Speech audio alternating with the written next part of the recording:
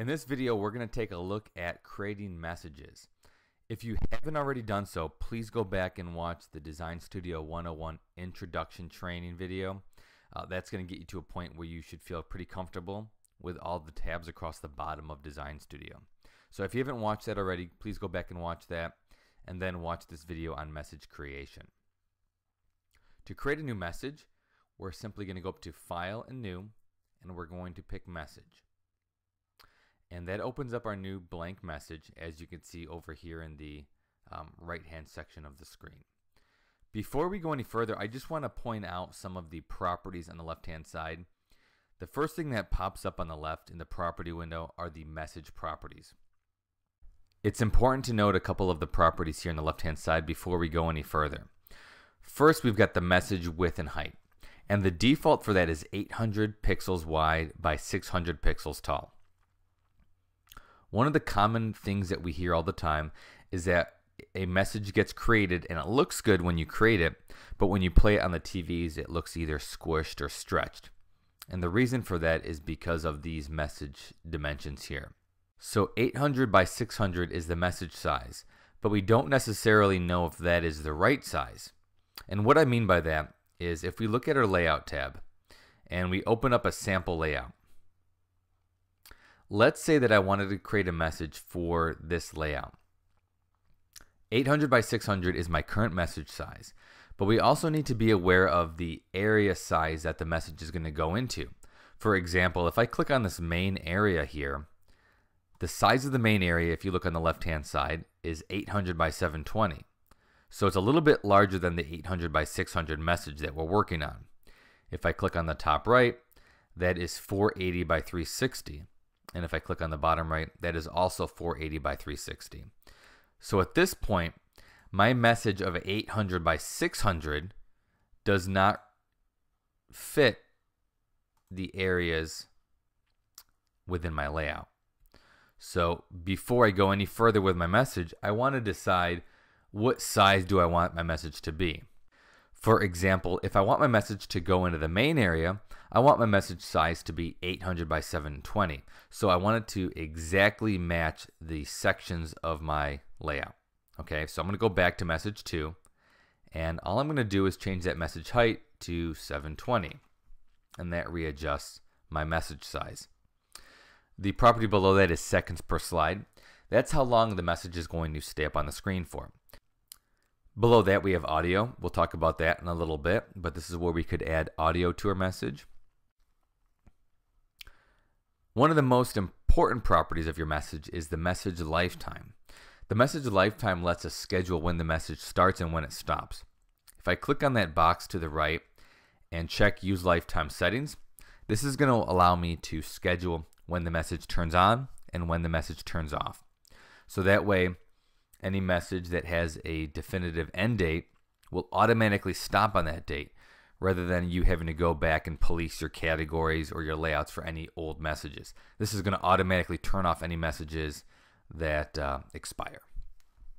So for example, if this message that I'm about to create is for an event that happens in May, what I can do is click on the calendar and schedule this message to end on Friday, May 30th. And I could choose the time, and I'll just pick 9:33 p.m. So now on Friday, May 30th at 9:33 p.m., this message will stop playing on the screens. The message won't delete, it'll just stop playing and expire. So it's a really nice way to kind of keep the content on your screens fresh. Okay. We'll talk a little bit more about these other properties in a bit, but I want to move on to the message creation itself. So before we go any further, I want to point out a couple things. The dashed line that we see on the right-hand side, that's the border of the message. There is a bottom border, but it is down a little bit further. So you can see here, I can scroll up and down to see the full size of my message. But it's going to be easier if I zoom out a little bit. And even that is not quite enough. I'll go to 50%, and now I could see here is my message. That box represents my message.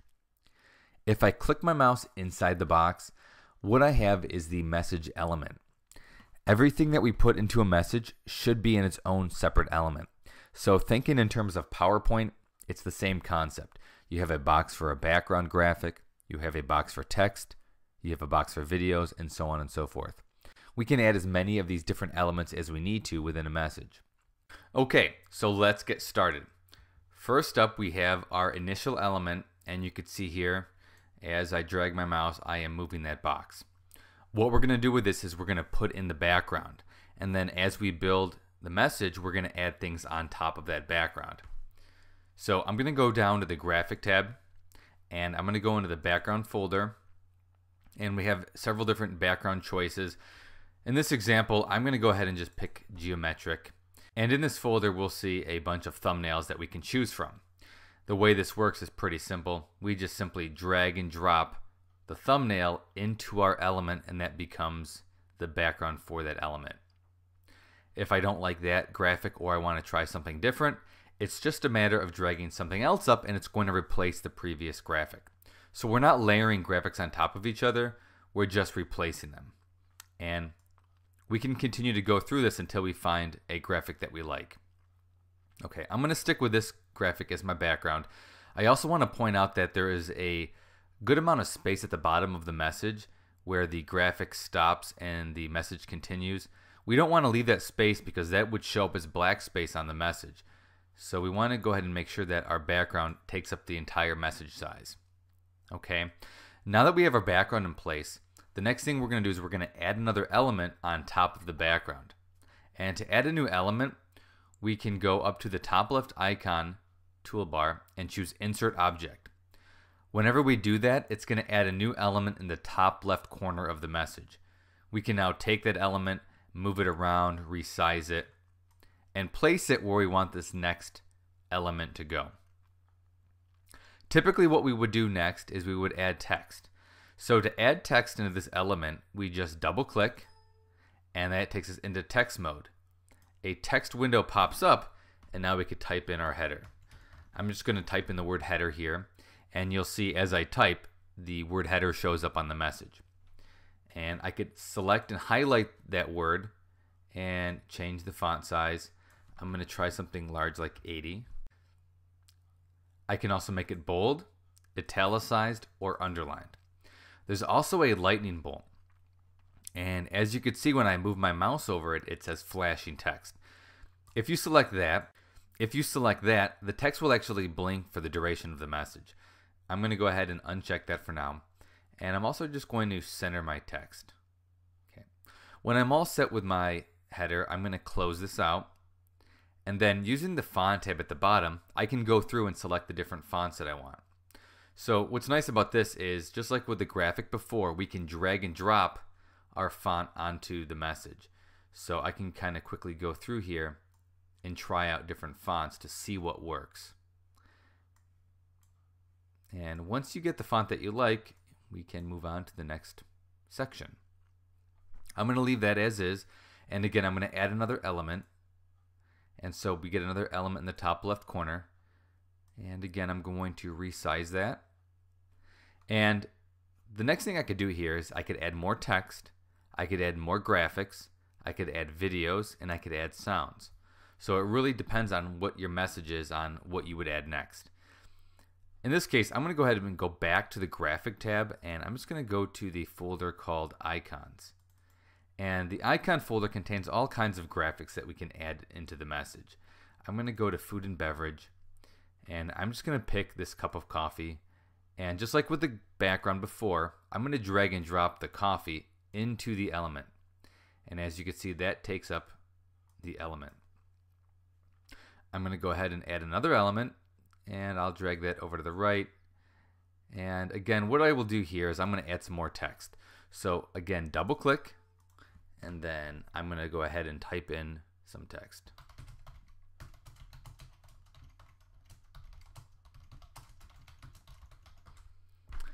And again, I'm going to highlight my text, and I want to increase that size a little bit. It's a little bit hard to read. We want to do at least a 43 font. 43 would be the bare minimum for what you can read from a decent distance.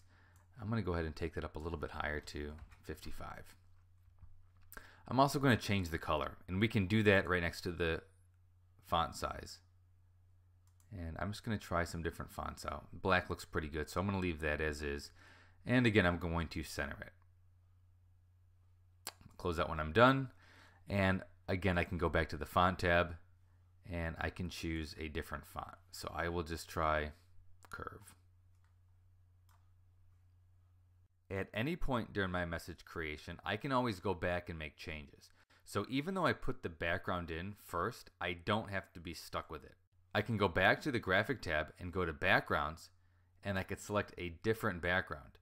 So what I would do here is click back on the background and drag up a different graphic, and that's going to replace my current background. As you can see, that one doesn't look so good. I'll try another one, and we'll go with that. That kind of matches. So at this point, we have a message, we have a background, a header, a body, and we have a graphic inside of it. So we could say that we're done with this message and it's complete. The next step when you're done with your message is to publish it. You have to publish every message that you want to play on TV. So to publish the message, we're going to right click on the tab at the top and we're going to choose Publish. This is going to do two things. It's going to ask us to save changes, which we're going to say yes. And we're going to give it a name, so I'll just call this Training Message 1. And now that I've published it, we'll go to the Message tab, and there it sits. The green check mark next to it indicates that this is a published message. So now the message is published, it's ready for use. The next step is to get it to play on your TVs. And I do have the sample layout open at the top. And one of the things I can do is I can just simply drag and drop my message into the area where I want to play it. If you remember from the beginning, I designed the message to match the same size as the main area. So what I should do here is drag message 1 into the main area. And you'll see it does bring up the main area playlist. And in that main area, we see the different weather categories as well as our new training message. The other way to do this is to use a category. So if we go to the category tab and we'll say there's a human resources category, I can double click to open that and go back to my messages and drag my message into the category. So it really depends on whether or not you're using categories. There's another training video on categories and channels that explain the uses of those, but for now, let's just move forward. So going back to the sample layout, once you place your message into a layout, you then need to save your layout. So you have to save the changes so that your player knows that you've made some updates. So I'm going to right click on sample layout and I'm going to choose save. So right now, any TVs that had the sample layout scheduled will now update and they will now include my Training 1 message. If I were to do my categories, what I'm going to do with categories is I'm going to publish the category the same way that I published the message, which is right click at the top, publish, and say yes to changes. So now, just like with a layout, any of my TVs that have the human resources category scheduled will also update with my new training message. And that's it. The other thing that we still need to look at is the property window on the left hand side, and we're going to save that for the next video. So at this point, we are all set. We've created a message, we've published it, and it's playing. That's the basics of it. Now the next video will take a look at some of the finer details of adjusting your message. Thanks for watching.